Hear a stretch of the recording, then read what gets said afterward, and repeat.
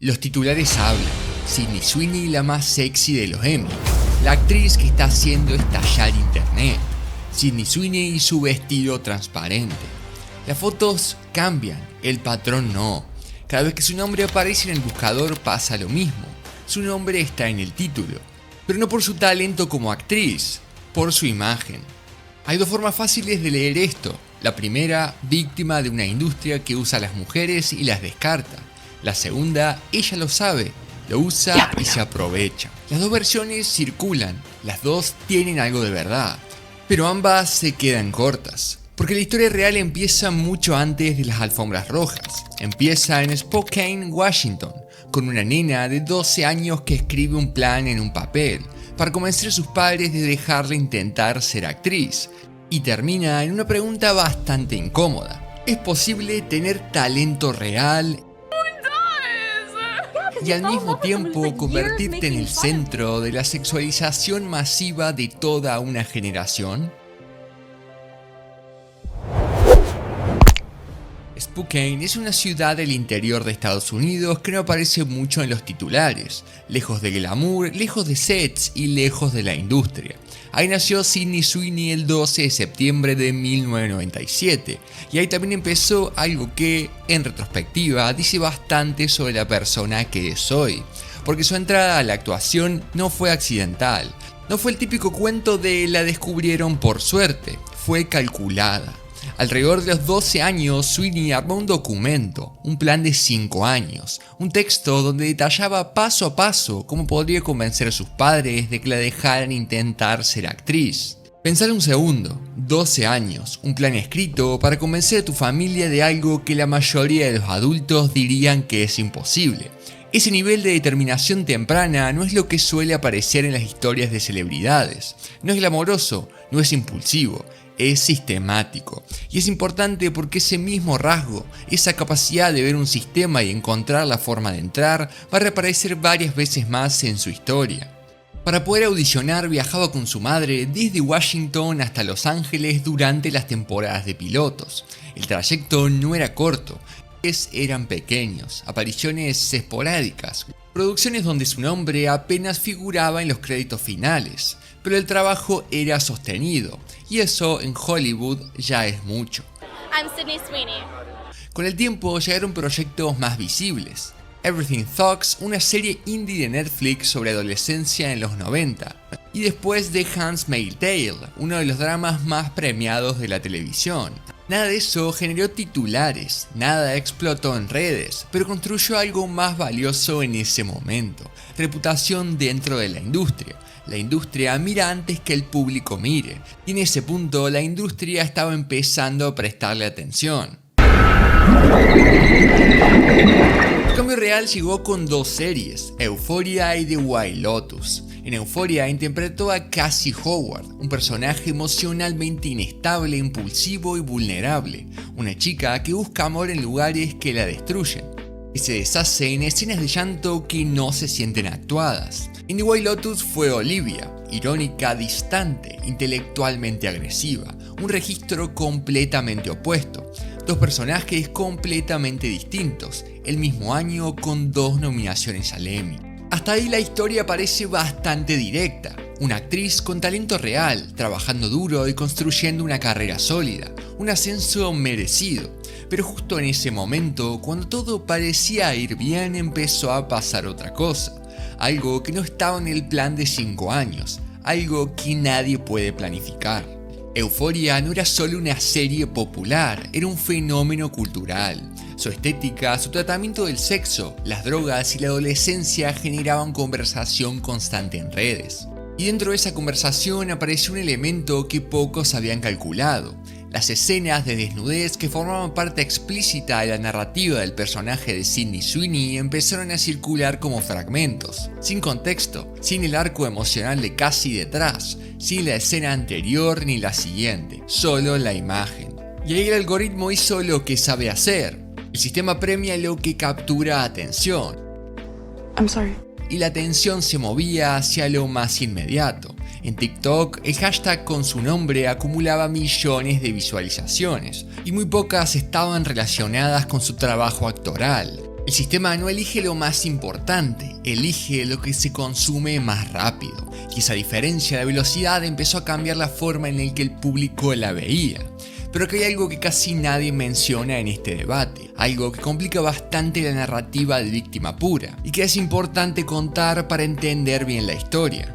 En entrevistas posteriores al estreno de la serie, Sweeney contó que hubo muchas escenas que ella consideraba innecesarias para la historia, y que según su propio relato, esas escenas fueron retiradas. Ese detalle importa y mucho, porque demuestra que no siempre hay imposición absoluta del sistema. A veces hay negociación, y en este caso, al menos, según lo que ella cuenta, la negociación existió y funcionó.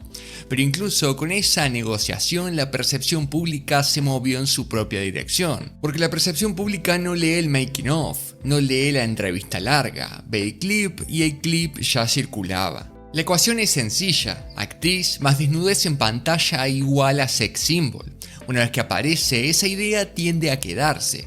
No importa si el personaje es complejo, no importa si la actuación es reconocida por premios, el encuadre visual se vuelve dominante. Ahora bien, acá aparece la parte más incómoda de toda la historia, porque hasta ahora podría parecer un relato de imposición total, un sistema que usa a alguien sin su consentimiento. Pero en la siguiente parte de su vida aparece algo que complica esa lectura, la posibilidad de elegir cómo navegar el sistema. En 2023 llega un episodio que en apariencia parece menor, pero que muestra muy bien cómo funciona el mecanismo. Sydney Sweeney protagonizó el videoclip de Angry, en el regreso de los Rolling Stones. En el video aparece recorriendo una ciudad sobre el capó de un auto descapotable.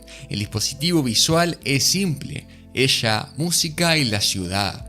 Pero la conversación que siguió no fue sobre la canción, ni sobre los Stones, fue sobre su cuerpo. El músico líder de Blur criticó públicamente el video.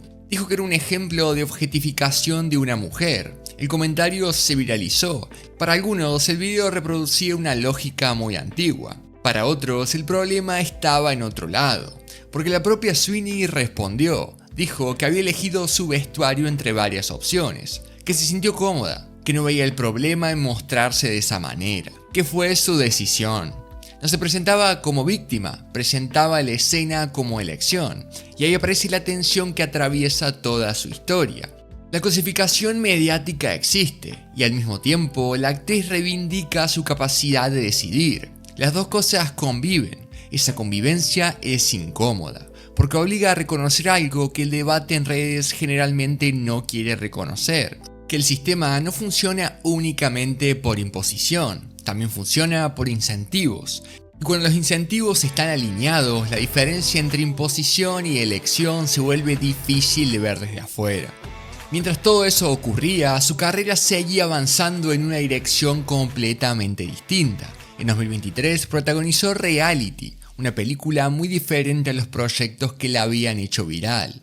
El film se construye casi como una obra teatral. Gran parte de la historia ocurre en un solo espacio. La tensión depende de microdecisiones interpretativas, silencio, ritmo y escucha. La crítica especializada destacó su actuación precisamente por eso, la capacidad de sostener tensión sin exagerar emociones, sin la estética hipnótica de Euphoria, solo actuación. Ese reconocimiento muestra otra cara de la ecuación, una actriz capaz de sostener una película entera con recursos puramente interpretativos.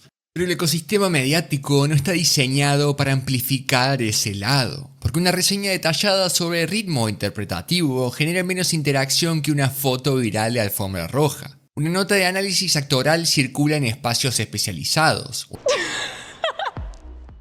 Una imagen con el vestido correcto recorre millones de pantallas en pocas horas. Y al mismo tiempo, una persona que se convierte en uno de los nombres más asociados a la sexualización mediática de toda una generación. Pero no es una contradicción exclusiva de ella, es una característica del sistema. La industria no cambió tanto como parece, solo encontró nuevas formas de hacer lo mismo y más rápido. Hay una metáfora que me parece útil para entender este caso. Imagina que estás dentro de una corriente de agua muy fuerte. Podés nadar, puedes elegir hacia dónde ir, pero la corriente sigue ahí. ¿Eso significa que saber nadar es lo mismo que no estar en una corriente? No, significa que la habilidad no cancela la estructura y que la estructura no cancela tu habilidad. En el caso de Sweeney, la corriente es el sistema mediático. La habilidad es todo lo que construyó desde los 12 años, mucho antes de que nadie supiera su nombre. Que sea capaz de navegar esa corriente no significa que la corriente no exista. Que la corriente sea real no significa que ella no tenga sus decisiones. Las dos cosas son muy ciertas, y pretender que solo existe una es la manera más rápida de simplificar esta historia. Lo que sí podemos decir con claridad es esto: la industria del entretenimiento siempre mezcló arte y mercado, reconocimiento y cosificación. No es nuevo, no empezó con ella. Lo que cambió es la velocidad. Hoy un clip puede circular por millones de pantallas en pocas horas, y una narrativa puede consolidarse antes de que el público conozca el trabajo completo de una persona. Sydney Sweeney entró en ese ciclo, con talento real, con nominaciones al Emmy y proyectos que la crítica especializada destaca, y al mismo tiempo con su imagen siendo usada como motor de atención, por medios, plataformas y algoritmos que no le preguntaron si estaba de acuerdo. Antes de cerrar, quiero dejar una pregunta flotando, no sobre Sydney Sweeney, sobre nosotros. Cada vez que ese clip de Euphoria se comparte, alguien lo hizo. Cada vez que esa foto de alfombra roja genera miles de likes, alguien los dio. Cada vez que un titular sobre su cuerpo genera clics, alguien entró. El algoritmo aprende del comportamiento, y el comportamiento somos nosotros.